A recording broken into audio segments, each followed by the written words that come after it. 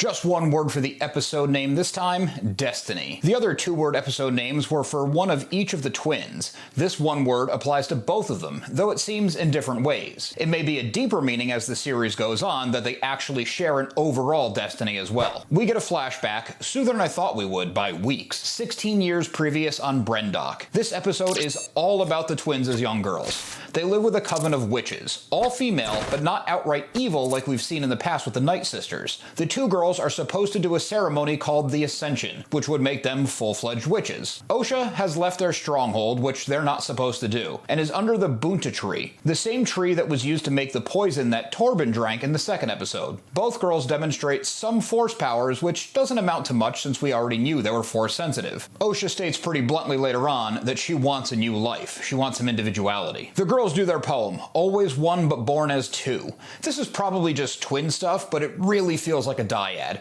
Later on, we'll learn more about Mother Anastasia, one of the twins' actual mothers and the leader of the coven. She did something to create them, and another witch, Mother Coral, carried and delivered them. Anastasia likely manipulated the Force to create life. If this is the case, they couldn't be a true dyad, since in the past, any time a character tried to force a dyad, it didn't work out so well. The coven has a chant: the power of one, the power of two, the power of many. Honestly, this chant's a bit silly. It also seems oddly specific to the twins, the only apparent twins in the whole coven.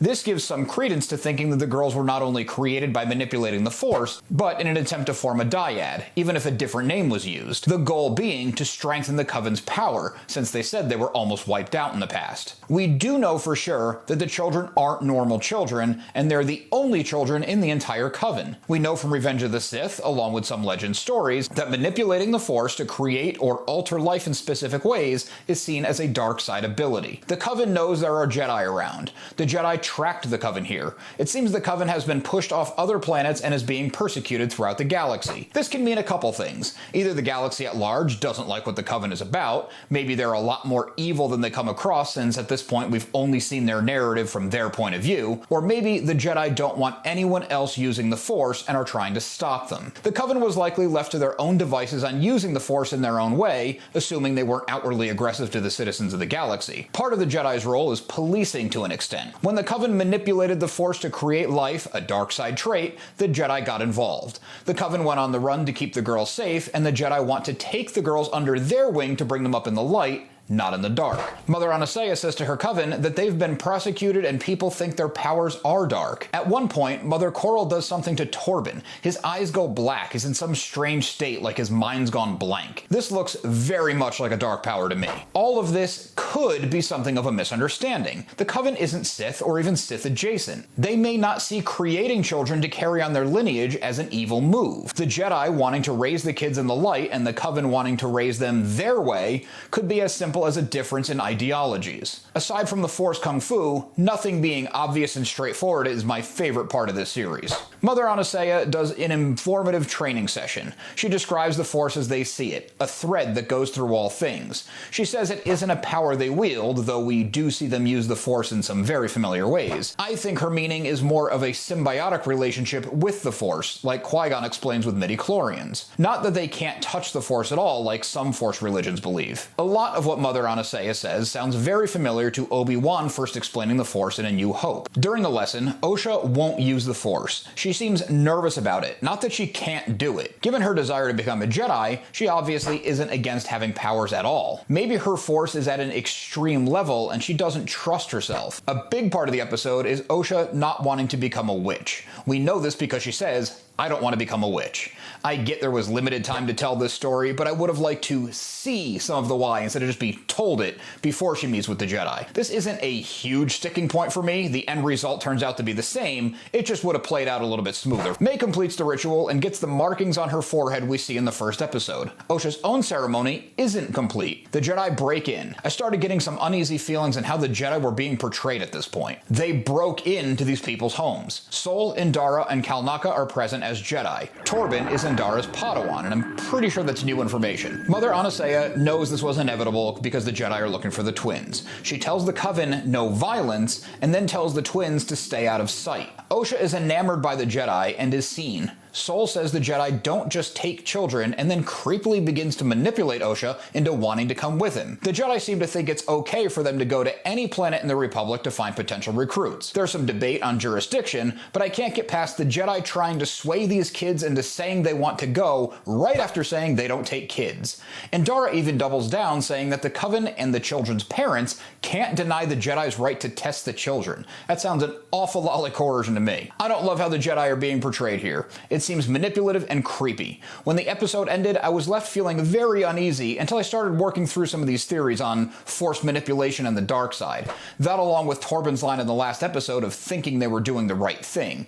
The Jedi may have wanted to get the girls away from what they felt was an evil influence, but also wouldn't just kidnap them.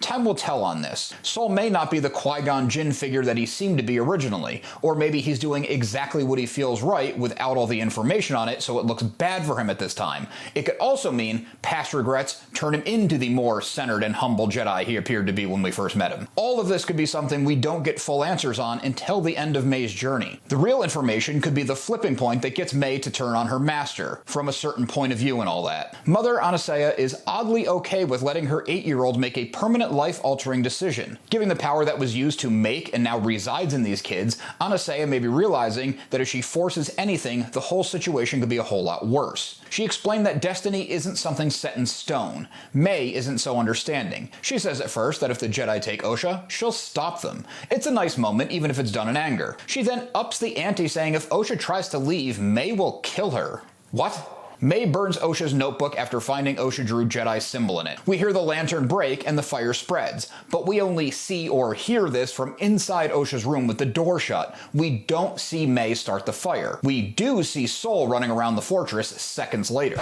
Sol must have snuck up on May, well-intentioned, and the lantern went down. Accidentally, maybe she threw it at him, maybe she was startled. How the fire spread so viciously in a stone fortress built into the rock side of a mountain, I have no idea. As the twins, followed by Sol, try to flee their burning home, we see the Coven members all clustered together and dead. It didn't look like the fire was bad enough to have killed them all. There's no way the Jedi slaughtered the entire Coven. Another question to be answered later. The twins end up falling into a chasm as the fortress is breaking down. Sol is able to catch Osha, but not May. This is why he thought her dead so long and quickly shut down any conversation about it. Extreme guilt. I'm leaving this episode with some uneasy feelings. I didn't like the portrayal of the Jedi. They felt like manipulative liars. We didn't see how the fire started exactly. Sol was likely involved since he was on the scene immediately after. The witches were all laying clustered together and dead, but the fire didn't seem bad enough that a bunch of witches would have died to it at that time. I really don't want the answer to be that these 3 Jedi and 1 Padawan committed genocide on a coven of witches. It cannot be that. It is making me want next week's episode that much more, to get some more answers. I understand this is an ongoing series, and just because we don't know things now doesn't mean we're never going to. This series has had us all asking questions since before it even came out, and just in the premiere 2 episodes, a lot of what we thought was going on was red herrings. I did like exploring another Force religion, seeing the Force in a different way, but using a lot of the same descriptors. We didn't see a lot of how the Coven uses it, but it seems largely to be the same from what we did see. I'm liking the visual aesthetics of the series. The High Republic Jedi, they just look cool. Seeing the Coven and their surroundings was also pretty cool. The set decoration felt very at home in the Star Wars universe without being exactly what we'd seen before. The costuming was gorgeous. Mother Anastasia as the leader stands out for the grandeur of her costume. I liked the touches in the young twins' clothing that looked to be a little bit Coven, a bit Jedi, and a bit like armor, as if their destinies hadn't been decided yet. Overall, I'm not as concrete on this one as I was with the first 2. This one feels more like stepping into the wider world of the Acolyte now that the stage is set. I don't have many new specific questions, I'm just dying for answers that will clear up my uneasy feelings on the Jedi. Make sure you like and subscribe for all of my Acolyte coverage, and check out this information for more lore on the wider Star Wars galaxy.